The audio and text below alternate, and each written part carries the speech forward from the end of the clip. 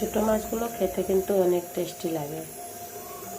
আজকে ছোটো মাছ দিয়ে একটা জিনিস বানাবো, সবাই আমার সঙ্গে থাকবে, আমি দেখাবো। ছোটো মাছের মধ্যে চ্যাং আছে, শিং আছে, গৌতম আছে, সব কিছু আছে।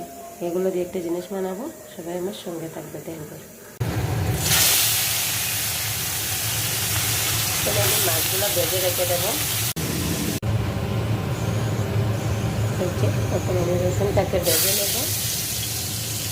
রসুনটা একটু হালকা ভাজা হয়ে গেলে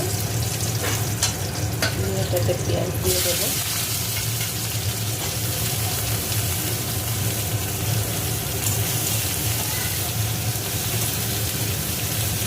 যখন হালকা বাদামি বাদামি হয়ে যাবে তখন আমি এটাকে